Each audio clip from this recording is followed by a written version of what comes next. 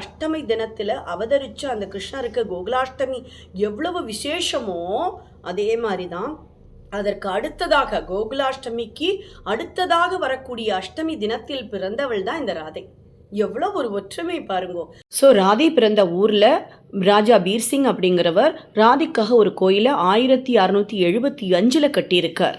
அளவும் ராதையினுடைய கோவிலில் ராதையை ராணியாக நினச்சி தான் கும்பிடுறான். இன்றைக்கு மிக முக்கியமான நாள் அவளுடைய பிறந்த நாள். இன்றைக்கு மட்டும்தான் அவளுடைய பாதம் திறந்திருக்குமா. அந்த பாதத்தை தொட்டு வழிபடக்கூடிய இல்லை பார்த்து வழிபடக்கூடிய அருமையான நாள். இந்த நாளில் நம்ம என்ன பண்ணலாம், நம்மளுக்கு வேண்டியதை எப்போ கேட்கலாம் அப்படிங்கிற ஒரு சந்தேகம் வரும். இந்த பதிவே கொஞ்சம் லேட்டாக தான் வருது இல்லையா. இந்த 4:30 to 6 பிரதோஷ வேளைன்னு சொல்கிறோம்.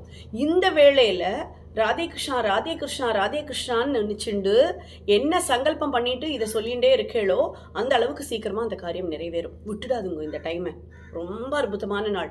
இன்னும் ஒருபடி மேலே சொல்லணும்னா ஞாயிற்றுக்கிழமையை மாதிரி ஒரு நல்ல நாள் இல்லவே இல்லைன்னு சொல்லலாம். என்ன காரணம்னா பரிகாரத்திற்கு உகந்த நாள் ஞாயிற்றுக்கிழமைன்னு சொல்லலாம். இந்த லோகத்துக்கே வெளிச்சம் தரக்கூடியது சூரியன். சூரியனுடைய உதயத்தை வைத்து தான் ஒரு நாளை நம்ம கணக்கிட ஆரம்பிக்கிறோம் இல்லையா. ஒவ்வொரு நாளும் சூரிய உதயம் ஆரம்பிக்கிறது அஸ்தமனமாகிறத கணக்கு வச்சு தான் அந்த நாளினுடைய நல்லது கெட்டது எல்லாத்தையும் தீர்மானிக்கிறோம். அதை வச்சு தான் ஒரு நாள் கணக்கே நம்ம எடுத்துக்கிறோம். நம்மளுடைய எல்லா நாட்காட்டியில் ஆரம்பிக்கக்கூடிய நேரம்னு பார்த்தா சூரிய உதயமாக இருக்கும். ஆக நம்மளுடைய பித்ருக்களுக்கான இப்போ நான் சொன்ன மாதிரி மகாலயம் ஆரம்பிக்க போகிறது. பித்ருக்களுக்கு எது செய்யறதுனாலும் நம்ம சூரியனை சாட்சி வச்சுட்டு தான் பண்ணுவோம்.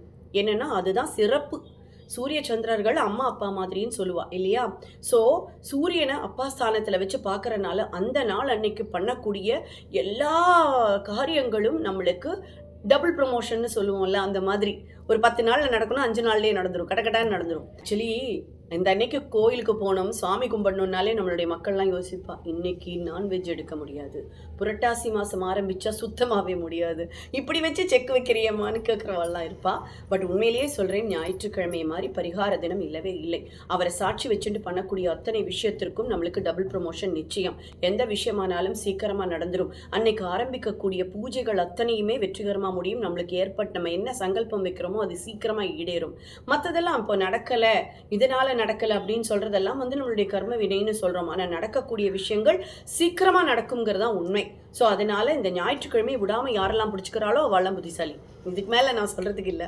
நீங்கள் என்ன நினைக்கிறீங்களோ அது உங்களுடைய விருப்பம், நீங்கள் என்ன பண்ணுறீங்களோ அது உங்களுடைய விருப்பம். போலீஸ் இன் யோர் கோர்ட் அப்படின்னு சொல்லலாம். ஞாயிற்றுக்கிழமை அந்த பிரதோஷ வேளையில் நம்ம பண்ணக்கூடிய ஜபங்களாகட்டும், ஒலிக்கக்கூடிய மந்திரங்களாகட்டும், நம்ம வேண்டக்கூடிய விஷயங்களாகட்டும், உண்மையாக நம்ம ஏதாவது பண்ணினோம்னா கண்டிப்பாக அந்த நாள் அன்னைக்கு ஆரம்பித்து 7 நாளோ 9 நாளோ எந்த விதமான பூஜைகள் ஆரம்பித்தாலும் வெற்றிகரமாக நடக்கும்.